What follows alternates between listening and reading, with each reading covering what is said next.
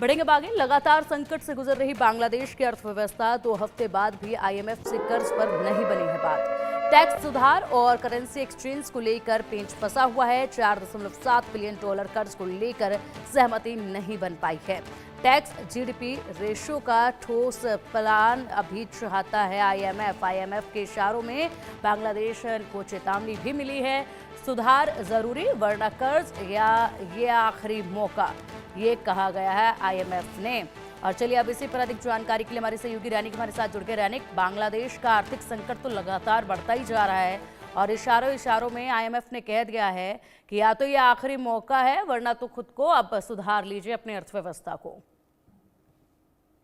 हाँ, एकदम देखिए, बांग्लादेश का आर्थिक जो व्यवस्था वो दिन पे दिन बढ़ता हुआ नजर आ रहा है, घटता हुआ नजर आ रहा है। इंटरिम गवर्नमेंट फॉर्म होने के बाद से जिस तरीके से बांग्लादेश का आर्थिक व्यवस्था को लेकर चर्चा हो रहा है, उसमें आईएमएफ की तरफ से अभी एक चेतावनी दिया गया है बांग्लादेश को, ये बोल सकते हैं। आईएमएफ की तरफ से स्पष्ट किया गया है कि $4.7 मिलियन का ये जो रेशियो, इसको पहले ठीक करना पड़ेगा, उसके बाद ही अगला जो लोन उनको मिल पाएगा बांग्लादेश को। यानी बांग्लादेश सरकार के लिए एक झटका बोल सकते हैं, क्योंकि पहले ही बांग्लादेश का इकोनॉमिकल स्ट्रक्चर बहुत ही घटा हुआ था।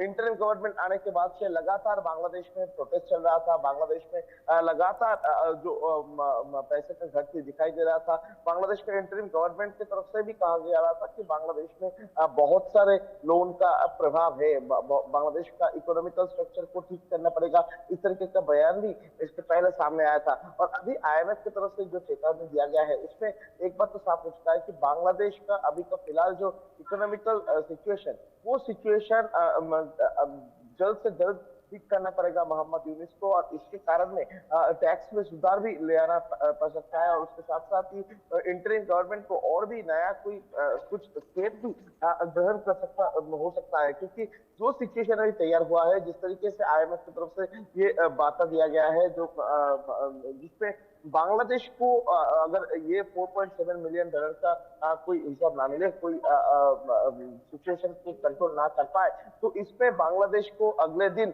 इकोनॉमिकल डिजास्टर के सम्मुखीन होना पड़ सकता है। ऐसा सिचुएशन अभी बांग्लादेश में बन चुका है। तो अभी फिलहाल देखना होगा कि इंटरिम गवर्नमेंट जो है, मोहम्मद यूनिस के नेतृत्व में इंटरिम गवर्नमेंट, उनकी तरफ से इसको सुधारने के लिए अगला क्या स्टेप लिया जाता है। क्या बांग्लादेश में जो टैक्स स्ट्रक्चर, उसमें कोई चेंजेस इंटरिम गवर्नमेंट की तरफ से ले आया जाएगा कि नहीं, और इसके अलावा टैक्स के अलावा बांग्लादेश का जो इंटरिम गवर्नमेंट ये इकोनॉमिकल स्ट्रक्चर को चेंज करने के लिए और भी कोई पंथा अवलंबन करेगी कि नहीं, उसके ऊपर भी नजर रखना पड़ेगा।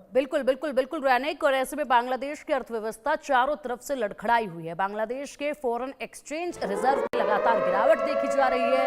बांग्लादेश में महंगाई लगातार ऊंची बनी हुई है। बिजली और एनर्जी की भारी कमी देखी जा रही है। रेमिटेंस घटा हुआ, गारमेंट एक्सपोर्ट में सुस्ती नजर आ रही है।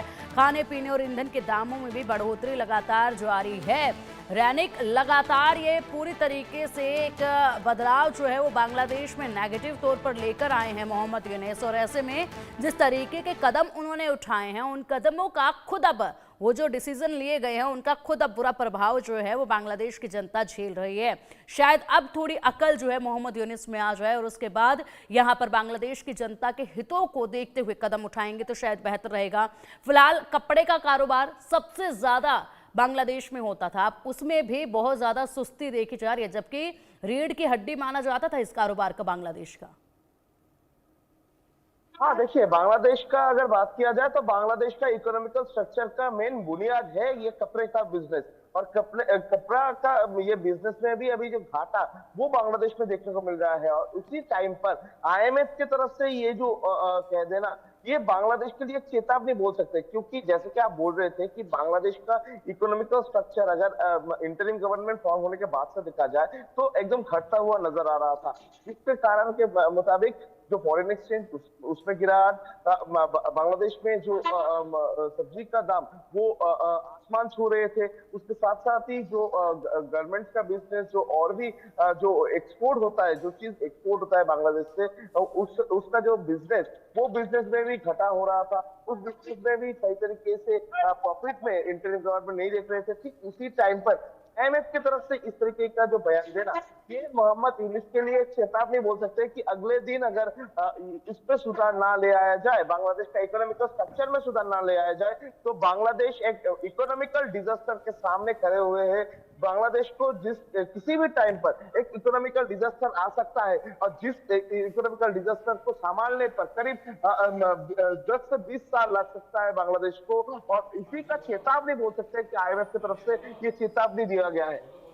बिल्कुल रानिक, आप बने रहिए हमारे साथ। मुर्शिदाबाद पर भी आपसे तमाम अपडेट लेने अभी बाकी हैं, लेकिन फिलहाल जो बांग्लादेश की स्थिति आप भी बता रहे हैं और जो तस्वीरें बयां कर रही हैं वाकई में गंभीर हैं, और ऐसे में आप उम्मीद यही है कि मोहम्मद यूनिस शायद अब बांग्लादेश की जनता के हितों के बारे में सोच ही ले।